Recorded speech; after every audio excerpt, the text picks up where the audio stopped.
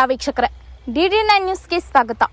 Jamkhandi ನಗರದಲ್ಲಿರುವಂತಹ genius ಶಾಲೆಗೆ ಸುಸಂಸ್ಕೃತಿ ಸಂಸ್ಕಾರ ಸೇವಾ ಮಂಚದ ಅಧ್ಯಕ್ಷರಾದಂತಹ ಪಂಡಿತ್ ಪಾರ್ಶ್ವನಾಥ್ ಉಪಾಧ್ಯಾಯ ಹಾಗೂ DD9 ಚಾನೆಲ್ದ ಸಂಪಾದಕರಾದಂತಹ ಶ್ರೀಯುತ್ ದಿಲೀಪ್ ದಾಶಾಳ್ ಭೇಟಿಯನ್ನು ಕೊಟ್ಟಾಗ ಅಲ್ಲಿರುವ ಮಕ್ಕಳ ಅತ್ಯುತ್ತಮ ಜ್ಞಾನವನ್ನು ನೋಡಿ ಸಂತೋಷವನ್ನು ಪಟ್ಟು 5 ಜನ ವಿದ್ಯಾರ್ಥಿಗಳನ್ನು ತ್ರಿವರ್ಣದ ಪೇಟವನ್ನು ತೊಡಿಸಿ ಶಾಲನ್ನು ಹಾಕಿ ಕಾಣಿಕೆಯಾಗಿ ನೋಟ್ಬುಕ್ ಕೊಡುವುದರೊಂದಿಗೆ ಅವರನ್ನು ಸತ್ಕರಿಸಿದರು.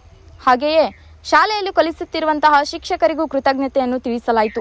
ಜೀನಿಯಸ್ ಶಾಲೆಯ ವಿದ್ಯಾರ್ಥಿಗಳು ಉನ್ನತವಾಗಿ ಬೆಳೆದು ಉತ್ತಮವಾದಂತಹ ಶಿಕ್ಷಣವನ್ನು ಪಡೆದು ತಂದೆ ತಾಯಿಗಳಿಗೂ ಕಲಿಸಿದ ಗುರುಗಳಿಗೂ ಈ ಸಮಾಜಕ್ಕೂ ಹೆಸರು ತರಲೆಂದು ಹಾರೈಸಲಾಯಿತು. ಇನ್ನುಳಿದ ಮಕ್ಕಳು ಕೂಡ ಅಷ್ಟೇ ಸಂತೋಷದಿಂದ ಒಂದೇ ವಾರದಲ್ಲಿ ನಾವು ನಮ್ಮ ಪ್ರಗತಿಯನ್ನು ಸಾಧಿಸುತ್ತೇವೆ ಎಂದು ಹೇಳಿದಾಗ ಮತ್ತೆ ಸಂತೋಷವೆನಿಸಿತು.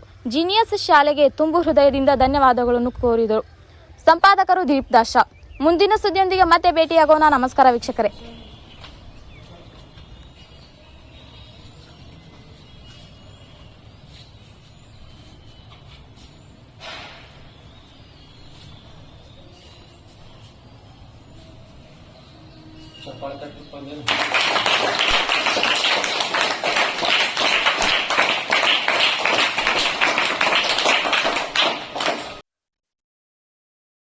ಜಮಖಂಡಿ ತಾಲೂಕಿನ ಜಿನಿಯಸ್ ಅಂತಕ್ಕಂಥ ಸ್ಕೂಲ್ನಲ್ಲಿ ಇವತ್ತು ನಾವು ನಮ್ಮ ಸುಸಂಸ್ಕೃತಿ ಸಂಸ್ಕಾರ ಸೇವಾ ಮಂಚದ ವತಿಯಿಂದ ಭೇಟಿ ಕೊಟ್ಟಾಗ ಮಕ್ಕಳನ್ನ ಪರೀಕ್ಷಿಸಿದಾಗ ಈ ಸಣ್ಣ ಮಕ್ಕಳು 30ರ ತನಕ ಮಗ್ಗಿಯನ್ನ ಬಹಳ ಸಾರಾಗವಾಗಿ ಹೇಳಿದರು.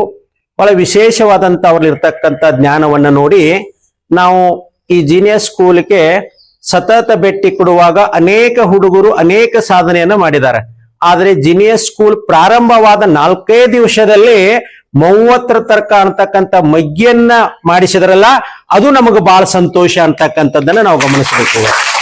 ಅದಕ್ಕಾಗಿ ಇವತ್ತು ನಮ್ಮ DD9 ಚಾನೆಲ್ ಅದ ಆತ್ಮೀಯರು ಬಂದು ಸರ್ ಒಳ್ಳೆ ಮಕ್ಕಳದಾರ, ಅವರನ್ನ ಸನ್ಮಾನಿಸೋಣ ಅಂತಕ್ಕಂಥ ವಿಚಾರವನ್ನ ಹೇಳಿದಾಗ ನಮ್ಮ ದಿಲೀಪ್ ದಾಶಾಳ್ ಅವರು ನಾವು ಕೂಡಿ ನಮ್ಮ ಸಂಸ್ಥೆಯಿಂದ ಈ ಮಕ್ಕಳನ್ನ ಇವತ್ತು ನಾವು ಸನ್ಮಾನಿಸ್ತಾ ಇದ್ದೇವೆ. ತಾವು ಇದನ್ನ ಹೆಚ್ಚಿನ ಪ್ರಯತ್ನ ಮಾಡಬೇಕು, ತಾವು ಸಾಧನೆ ಮಾಡಬೇಕು. ನೀವು ಸಾಧನೆ ಮಾಡಿದೆ ಆದ್ರೆ ಈ ಜೀನಿಯಸ್ ಸಂಸ್ಥೆಯಲ್ಲಿ ಮಕ್ಕಳನ್ನ ಬೆಳೆಸುವುದರೊಂದಿಗೆ, ಮಕ್ಕಳಿಗೆ ಜ್ಞಾನ ಕೊಡುವುದರೊಂದಿಗೆ, ಅವರನ್ನ ಉನ್ನತ ಸ್ಥಾನಕ್ಕೆ ತರುವುದರೊಂದಿಗೆ ಬಹಳ ಪ್ರಯತ್ನ ಮಾಡ್ತಕ್ಕಂಥ ಜೀನಿಯಸ್. ಈ ಜೀನಿಯಸ್ ಮಕ್ಕಳು ಇವರೆಲ್ಲರೂ ಸಾಧನೆ ಮಾಡಿದಾರ. ಇವರೆಲ್ಲರಿಗೆ ಒಂದು ನಾವು ಚಪ್ಪಾಳೆಯನ್ನ ತಟ್ಟೋಣ. ಇವತ್ತಿನ ದಿವಸ ಅವರಿಗೆ ಶುಭವಾಗಲಿ. ಮುಂದಿನ ವಾರದಲ್ಲಿ ತಾವು ಸಾಧನೆ ಮಾಡಿದರೆ ತಮ್ಮ ಸಾಧನೆಗೆ ಮೆಚ್ಚಿ ನಮ್ಮ ಸುಸಂಸ್ಕೃತಿ ಸಂಸ್ಕಾರ ಸೇವಾ ಮಂಚ್ ಹಾಗೂ DD9 ವತಿಯಿಂದ ನಿಮ್ಮನ್ನ ನಾವು ಸತ್ಕರಿಸಲಾಗುವುದು. ನಿಮ್ಮೆಲ್ಲರಿಗೆ ಒಳ್ಳೆಯದಾಗಲಿ. ಮಾತು